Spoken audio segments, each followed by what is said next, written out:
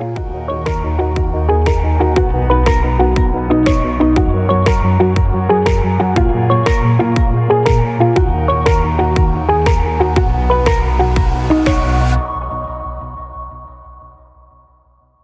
can't wait to dive in and hear more about some of the things that you're working on. But one of the things that clearly resonates, there's a theme here. You are a values-based leader. Your commitment to the world is significant. What is it that shaped those values for you? Actually, it's my religion and culture. How I was brought up by my parents, both my parents, and maybe starting with those fundamental values is first of all this feeling of responsibility. We have a saying that says everyone is a guardian. So this Yeah. feeling of responsibility that it's not just about taking care of yourself, but you also have to think about the circles around you, and to feel responsible that if you know something, then you should make a difference. Yeah, you should be the change you want to see in the world. So I think growing up on that value, in addition to the second one, which is it doesn't matter whether you succeed or not. What matters is that you try. And No. that is so freeing. It's a license to try and to make mistakes. And that's okay because it's about your intention. If you have a pure, sincere intention, that's all you need to focus on. And then things will, work themselves out as they go along. And this makes it doable, right? You're not overwhelmed by, oh, I have to change the world. No, you just, think what can you do today in this hour with what you have and the circumstances you have. So those two values kind of together are what shaped my feeling of responsibility of everything I do. And from there, I draw the courage to speak up for things and to have the courage to do those small things and to have the belief that the small things will add up and that they do have an impact, maybe beyond my lifetime or beyond my own knowledge or the people I know, that it will impact people somewhere around the world. And that's why I compare that. I always weave in science and biology. So I compare that the impact of a small act or a small deed to the butterfly effect, which is the chaos theory in physics, which says when a butterfly flutters its wings in one part of the world, there's a hurricane in another part of the world. So I believe these small actions will make a difference in time and space beyond what we will maybe realize in our lifetime, but it's about believing, right? And I think those are the values that shaped who I am. And maybe also the other part of me is growing up with science. My father was a physician and a scientist, and we grew up reading a lot of science. And so the values came from my mother, and those scientific curiosity was fostered by my father. And I think that's what also drove me to keep on asking questions, and that there's no question that's not allowed. And that's part of also my religion, is that you celebrate your brain. And what does that mean? You foster that curiosity and you encourage it till the last minute we're alive. We keep asking questions. And I think that's what makes me wake up in the morning excited. And when I sleep, I can't wait to wake up next morning because there's so much to learn, so much to discover around us in different ways. Rana, I just want to tell you, like, I know you're a molecular biology teacher, but honestly, what you just described, I feel so moved because you are teaching really the theory, the philosophy of leadership, which is use the gifts you have, do what's right, but also you have to let it go at a certain point. You do the best you can, and then you need to have peace.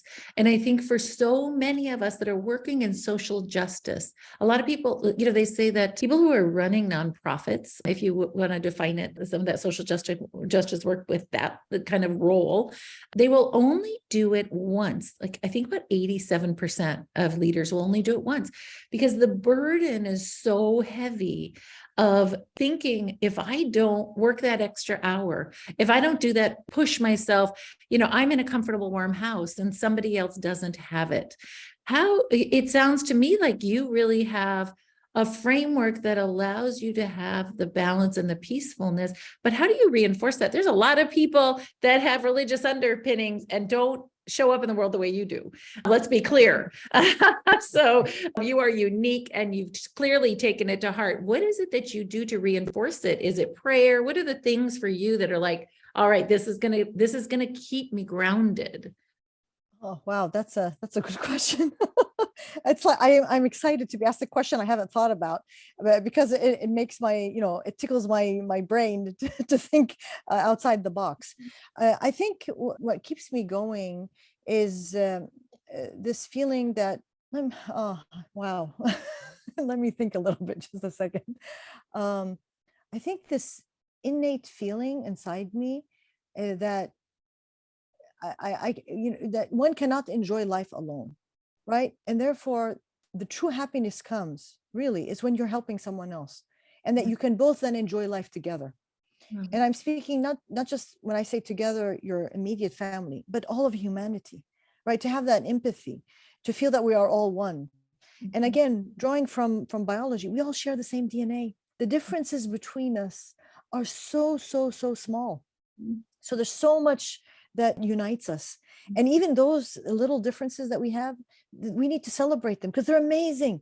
They are what bring that diversity that allows us to survive. I'm good at something, you're good at something else, and someone else is good at something else.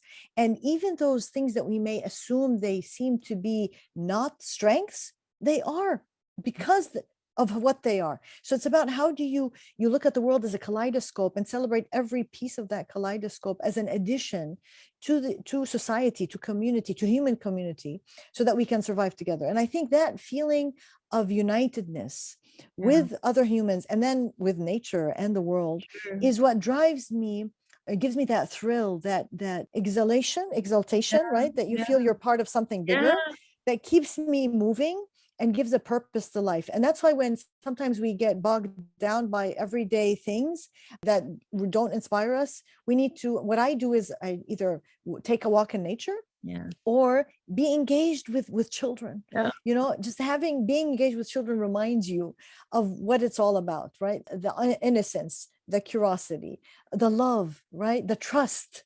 These are values that we tend to forget about, and they are the core of what makes us human and the core of what allows us to survive. And to me, that's where I draw that inspiration from. You just shared with me that as of the recording today of this, you have a 6-month-old grandbaby that you have been holding in your arms. You're with your daughter right now. What do you want her to get from these beautiful books that you have created? I've held those in my hand. They're so glorious and gorgeous, just beautiful and inspiring. What do you want that beautiful baby to know that her grandma did for the world? What do you want her to get out of those books? Oh, wow. Well, twofold. One, I would like her to get out of those books this feeling that she can do anything she wants in this world, that there's no limit, that nothing is impossible. If she can dream it, then it's possible. And if she can be inspired to explore her potential and beyond, that would be my dream. And to know that we try our best, and that we're not perfect, and that we've done mistakes, and we will keep on doing mistakes, and that's okay. That's okay, because that's the only way we can learn. It's by doing a mistake. So long as we don't repeat the same mistake twice and we do a new mistake, then it's fine. And I think that to me is to appreciate people for who they are and understand that that's their journey, and each one of us has a separate journey, but we can learn from others. Every encounter is a learning experience. And if we take it as such, it becomes an opportunity rather than looking at our challenges in life as barriers or as negative things, failures, to look at them as opportunities to learn. I'm very, very optimistic. My husband says, people talk about half the cup full, half the cup empty. My husband says, I see an ocean in a drop of water. Oh, beautiful, beautiful. So that little baby is a drop of water and is going to have a huge ripple effect. My goodness.